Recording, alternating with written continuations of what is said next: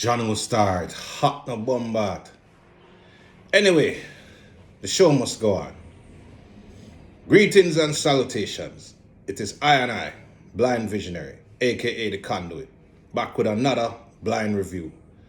Today I'm going to be talking about the collaborative effort between producer MurdaMegz and Brooklyn MC Honey Dinero. Album is titled HDXMM. And yeah, to my knowledge, I don't think a full-length album has been done with just a female producer and a female MC before. So off top, big up to the two of them for embarking on this endeavor. Big up to Six Man Entertainment for championing and putting out this endeavor. And big up to you, the listener, who go and check this out. And yeah, off top, I highly recommend you check this out. If you like that hard body shit, this is for you. If you like a shit talking MC who is completely authentic and comfortable in them skin, this is for you. If you don't like that Ice Spice Glorilla fuckery and you want a counterweight, this is for you. Now, I have some issues with this album, but they are my issues. And a big part of it comes from the fact that I have super hearing. Even when I could still see, I just have like super hearing. So like, whereas people can pick up on visual details, I'm the same way audibly. So disclaimer, what I might have as a pet peeve or pet peeves takes nothing away from the excellence that is this joint effort. And it takes nothing away from the talent of these two ladies. So now that I said that, I have to say this. Normally, I'm one for lack of, I have an issue with lack of subject matter or like lack of conceptual songs. But I'm going to make an exception in this situation because I'm not sure if any of you are aware. If you're new listeners, well, Honey Dinero is a cancer survivor. And I believe it's a recent survival of a bout with cancer. So, as a fellow survivor, I can recognize her authenticity right off the bat. I can tell that this girl has been through some shit and then some. Like, she has frequent flyer miles to hell and back. You can just tell. And I give this album a pass for just being strictly shit talking for like 80% of the subject matter because I think Homegirl earned that right. As a survivor, to say, okay, I have my head above water now, let me poke my chest out. And I believe this is just one installment in many more to come. So I don't believe this is not an MC who doesn't have layers and who doesn't have depth. Homegirl been through too much not to, so I'm taking this for what it is. But yeah, don't expect to walk away with any type of deep thinking thoughts listening to this. This is a straight in your face, hard body shit. And MurdaMegz goes harder than a lot of these dudes who don't really have range as far as emotions and feelings and making beats talk to you. Because a dope beat is a dope beat, but a dope beat without any of those things I just mentioned is just a dope beat. It's a dope beat without purpose. And you can tell that the beats Megz gave to Honey Dinero brought what she was saying out of her, as opposed to, oh, I'm gonna just go in my book and see what the fuck fits with this and just put some shit together. That's not the case with this particular endeavor right here. And it shows. It shows, and it shows right through and through. These girls got some chemistry, and it is very appreciated. And yeah, this album is the way I like my women. Short, sweet, tough, and authentic. So now, we're going to get down into the part of the review where I break this little puppy down track for the track. So now we start with the track numero uno, which is the intro, Fire. And I just have to say, big up to whoever of you ladies decided to use Miss Nina Simone. Such a treasure, such a legend, such a tough bad girl who just never take no shit. So yeah, I mean, them sample an interview from her and you kind of tell that, okay, you're in for a ride from you hear that intro. And then get into track 2, which is Golden One, which, yeah, grimy, triumphant trumpets, dirty ass drums, nice chorus, and it's a situation where, okay, let me touch on the pet peeve real quick. Some of these choruses,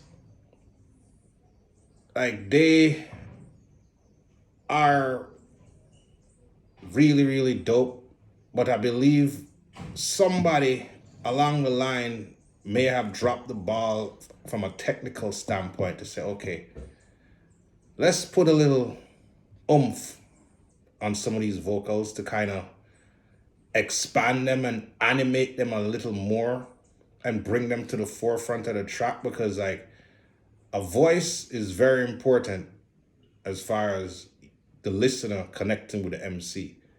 And then knowing what to do with that voice is also very important.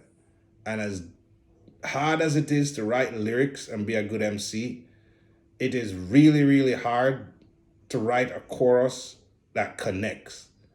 And Honey Dinero has her chorus game down. I just feel that as an audio presentation, a lot of these choruses don't punch you in the face the way the beats and the rhymes do. And they do them a disservice because there's so much potential there. But that's just my opinion. But I say that to say this. This one song is the exception to the rule where the vocals being the way they are actually works. The issue I have is, oh my God, the song done already. John Star. And yeah, good start, but man, I wish there was a bit more length to such a dope song. But it is what it is. Nothing you can do about it. So then we'll move to track 2, song 3, Big Gal Thing. Big Gal Thing is an interesting song because the beat makes me think gal a beat up gal. Like woman on woman violence. Raw punch in the face. Remember I was just talking about the hooks that punch you in the face? This beat punches you in the face. The cadence of Honey Dinero punches you in the face. The one challenge I have is the chorus. Now, the high-pitched voice saying whatever it's saying, like, missed opportunity. I think you could have found like a grimy yard girl and just have her chat some ridiculous, arrogant fucker on this, but hey, still a pretty solid song. And I still like the ultra-violent bag of gunshot them at the end. So yeah, this is what I'd like to call the beat a bitch up song. So, moving on to the next song, 93. Now, this beat is hard as shit. It knocks. The rhymes knock. Issue I have is the intro shouldn't be attached to the song. Because when you listen to the song, you have to listen to the intro over and over again. And I think like a lot of intros, unless it's something funny, you kind of listen to it the first or second time when you listen to a project, but then you kind of want to skip through it and just get into the meat and potatoes, which are the songs. And this kind of brings like a blockade and you can't really do that.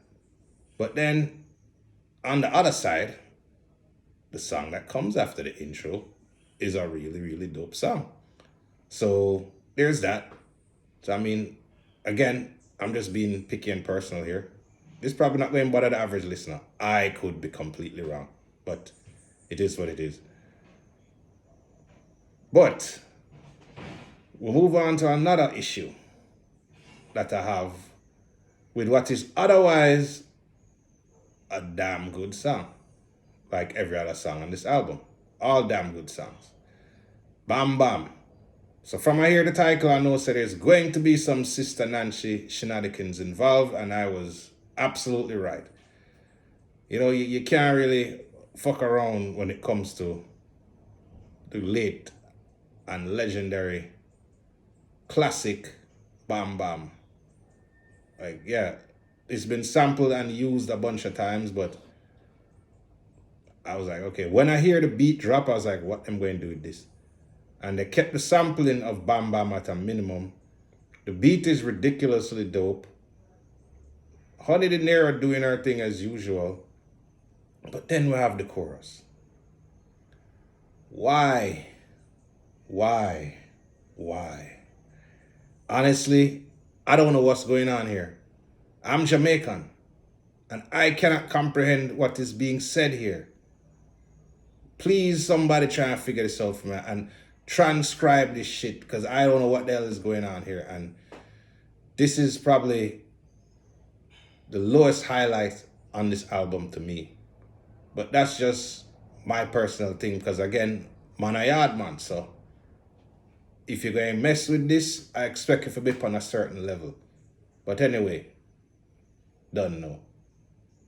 So then we have another interlude, Eartha Kitt rap. And again, it shows the caliber of the mind state of the people involved with this project if you're going to sample something from Eartha Kitt. You know, it says a lot. And this complements the music perfectly. This complements the creators of the music perfectly, because it's kind of like a reflection of their character and who they are. So works perfect, comes at a right, nice little semi-midway point in the album. And then it goes into what I believe would make a dope video, which is Chitty Bang. And comes back again to what I'm talking about with the chorus thing, like, yo, imagine if this just had some dark animation. I'm not talking visual, I mean audio animation, to the point where the vocals just sounded eerie and sinister. I mean, they do already, but I mean, just pump them up through the speakers to the listener in a certain way where it covers more ground and is not so flat. Because man, this is an eerie ass song. Just like the cadence, the shit talking, just the atmosphere in general. So I just wish that there was a little bit more of that audio cobweb to complement the soundscape that was painted here. But nonetheless, yeah, I predict a possible video for this song. Let us see if the blind prophet is right. Another possible single, and the same problem that I have with the chorus, is the next song, which is I Don't Care. Now, the chorus is melodic and straight to the point. I don't really care. And that's a universal thing that everybody can relate to, because at some point in life, you don't really care. And you have this dramatic beat that kind of has crossover appeal, if you ask me, without being compromising. Like, I just really like, if this song got polished a little more, as far as I'm saying, with the chorus and shit, it could have some serious reach as far as radio appeal. Because on one hand, there's some hip-hop hard body shit, but on the other hand, it does have elements that can cater to an audience who wouldn't normally be into this kind of shit. So that's a pretty dope and good look right there. But again, not taking anything away from either young lady involved in this project here.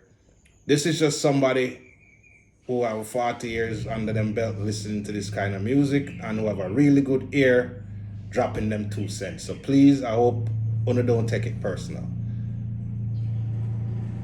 So then we have what is possibly my favorite beat on this.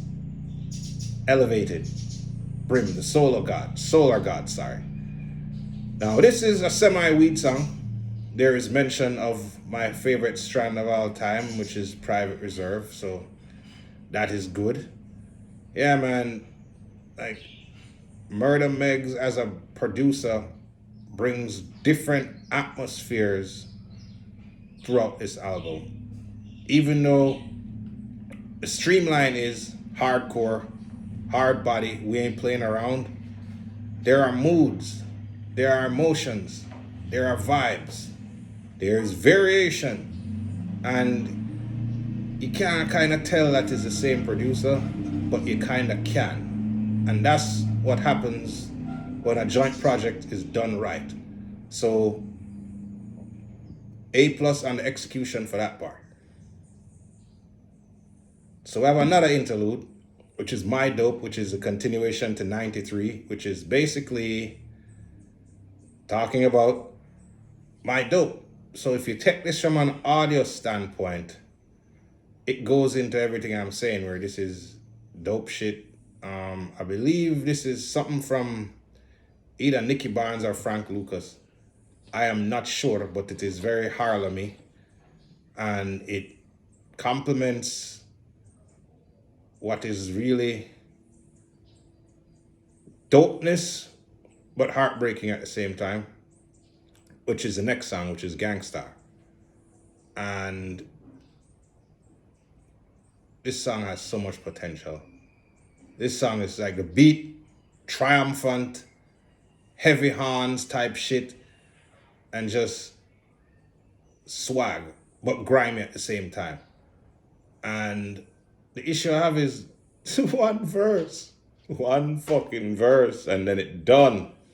Like, this should have been an opportunity to just spaz out and pay homage to one of, if not the greatest producer MC duos in hip hop, which is Guru and Premier. Missed opportunity here, and it breaks my heart, because this would have been my favorite song on the album if there was a bit more stretch to it, so to speak. But yeah, I mean, it is what it is. I mean, people attention span these days, maybe it not about them, but yeah, it is what it is. So then we come to the closure, which is Gold Leaf, which is the vibe and the feeling I get from this, despite it being shit talking. It is eloquent shit talking, valuable shit talking, high-end shit talking, because, well, we're dealing with gold and the high preciousness and value and importance of gold. And she is paralleling that with her character here. And MurdaMegz beat complements that. Yeah, this is a very golden song. Very golden song, very, very nice way to close out an album. That is the way I like my women. Short and sweet and authentic.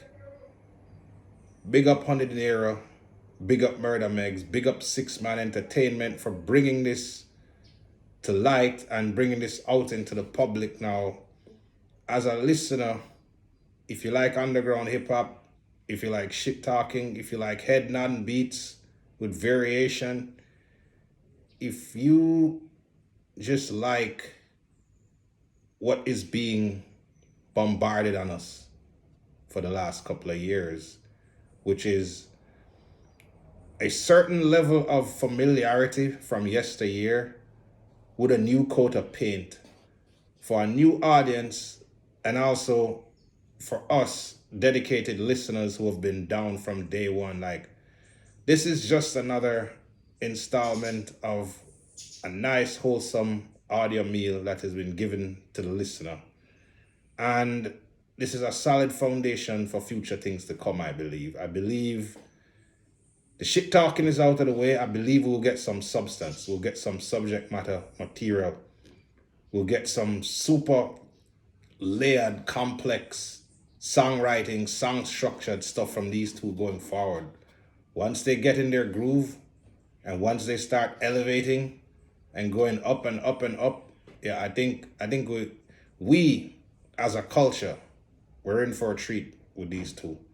So big ups to the gods for bringing these two together to make a very solid project. Y'all are appreciated. Hip hop appreciates you. Big up. Enough respect. Go support real shit. Big up 6 Man Entertainment. You done know. I have spoken. Stop recording video.